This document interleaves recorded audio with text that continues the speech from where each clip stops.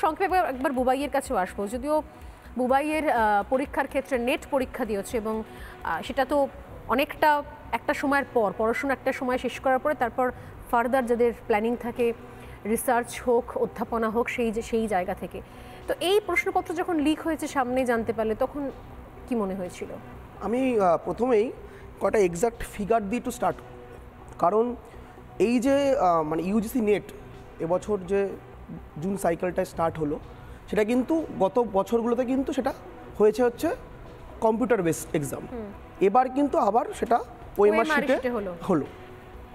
Exact সংখ্যাটা যারা form fill up করেছে এবার, সেই সংখ্যাটা হচ্ছে 11,21,225 জন যারা ফর্ম ফিল আপ করেছে।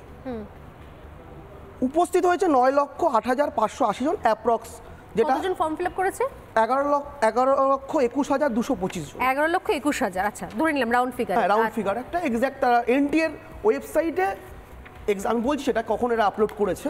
আর ফর্ম ফিল আপ আর পরীক্ষা দিয়েছে 9,08,580 জন। আচ্ছা, অ্যাপ্রক্স, এটা ওরা অ্যাপ্রক্স বলছে, এটা হয়েছে।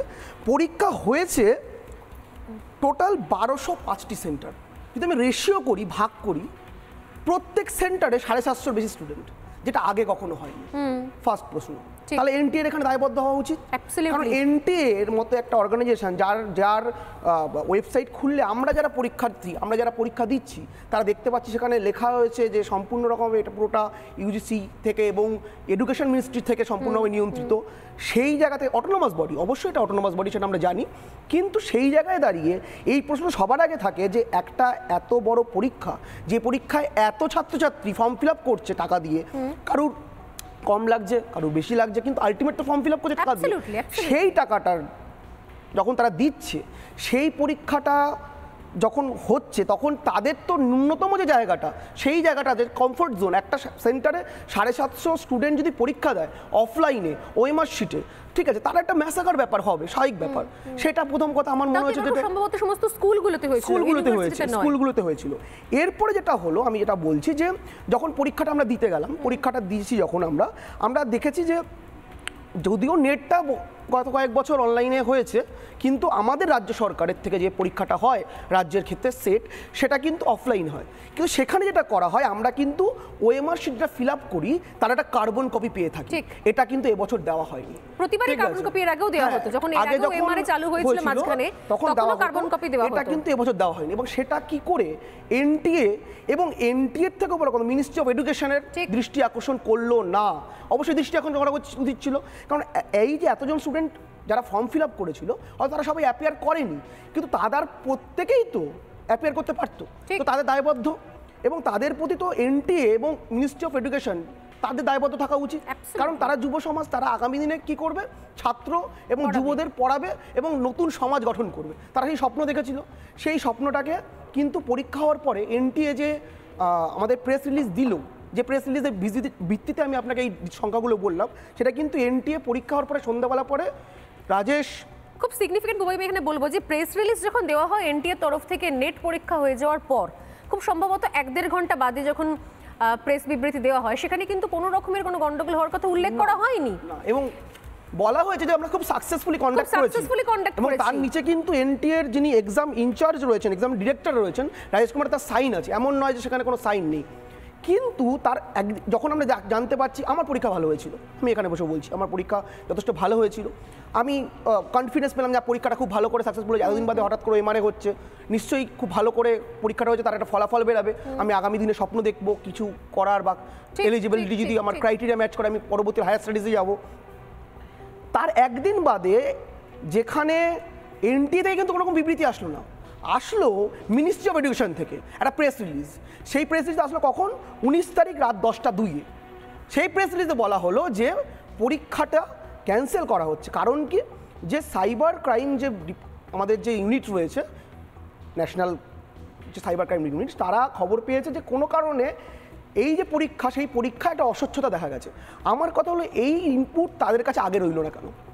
যদি মেনে নিলাম যে কোনো কারণে এরকম ইনপুট এসেছে যে আমরা যারা পরীক্ষা দিয়েছি তাদের কোনো না কোনো জায়গায় কোনো না কোনোভাবে এমন ঘটনা ঘটেছে, আমি বলছি না যে এখানে ঘটেছে, হয়তো সারা ভারতবর্ষে অন্য কোনো রাজ্য দিয়েছে, হতে পারে, হতে কিন্তু পারে। এটা খুব সিগনিফিকেন্ট বুবাই, যে যদি এটা কেন্দ্রীয় এডুকেশন মিনিস্ট্রির সঙ্গে সঙ্গে আইডেন্টিফাই না করতো, আমার মনে হয় নিট থেকে শিক্ষা নিয়ে হয়তো ওরা এত দ্রুততার সঙ্গে পদক্ষেপ নিচ্ছে যাতে এই নিয়েও পরবর্তীকালে কোনো জটিলতা না হয়, তাহলে তো এনটিএ ব্যাপারটা ধামাচাপা দিয়ে দিতে পারতো, চেপে যেতে পারতো। হ্যাঁ, না বিষয় যেটা হচ্ছে যে আমার কথা হলো এনটিএ এক্সাম শেষ হচ্ছে, এনটিএ প্রেস বিবৃতি দিচ্ছে যে আমরা পরীক্ষাটা খুব সাকসেসফুলি কন্ডাক্ট করেছি, অর্থাৎ এই যে যারা পরীক্ষার্থী পরীক্ষা দিল 9,08,580 জন, যেটা ওদের হিসাবে অ্যাপ্রক্সিমেট বলছে, তারা আশ্বস্ত হলো যে পরীক্ষাটা খুব সুন্দর হয়েছে, কবিটা খুব ভালো হয়েছে।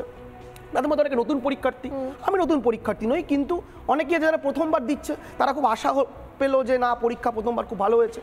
পরের দিন এনটিএ, আমরা যখন ফর্ম ফিল আপ করছি তখন থেকে আমরা এনটিএ ওয়েবসাইটটি ফলো আপ করছি, এনটিএ ওয়েবসাইটে সব ডিটেলস আসছে, সমস্ত কিছু, কবে পরীক্ষা হচ্ছে, ইন্টিমেশন অফ এনটিএ তার দায়িত্ব কোনোভাবেই অস্বীকার করতে পারেন। এবং আমি পরে তোমার কাছে আবারও আসবো যে এখন কিন্তু শুনতে পাওয়া যাচ্ছে, অন্তত গতকাল প্রেস কনফারেন্সের পর, ধর্মেন্দ্র প্রধান প্রেস কনফারেন্সের পর আমরা জানতে পারি যে এনটিএ বিরুদ্ধে কিন্তু অত্যন্ত কঠোর পদক্ষেপ নেওয়া হতে চলেছে, কারণ অনেক কিছু ইনফরমেশন ঠিক বুবাইয়ের কথা সূত্র ধরেই বলছে, যেগুলো সাধারণ পরীক্ষার্থীদের মনে জেনারেল কোয়েশ্চেন, সেই প্রশ্নের উত্তরগুলো কিন্তু এনটিএর তরফ থেকে পাওয়া যায়নি।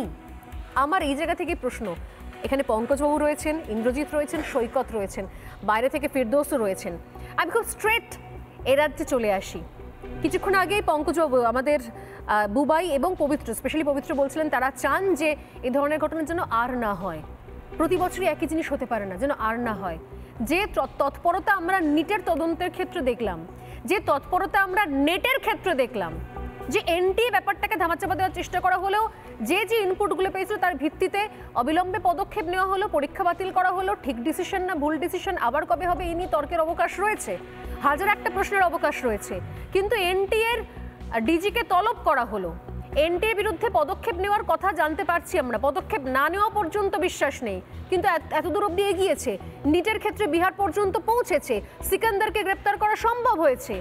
আমার প্রশ্ন হচ্ছে, এ রাজ্যের ক্ষেত্রে এসএসসি এতদিন ধরে দুর্নীতি চলছে, প্রাথমিকে দুর্নীতি চলছে, এত অভিযোগ সামনে এসছে, সব কিছু গিয়ে প্রত্যেককে গিয়ে কোর্টে কেস করতে হয়েছে, কোর্টের রায় হয়েছে, সেখান থেকে পাল্টা কোর্টের নির্দেশ এসছে, তবে গিয়ে সিবিআই এসছে, একটা দীর্ঘ প্রসেস।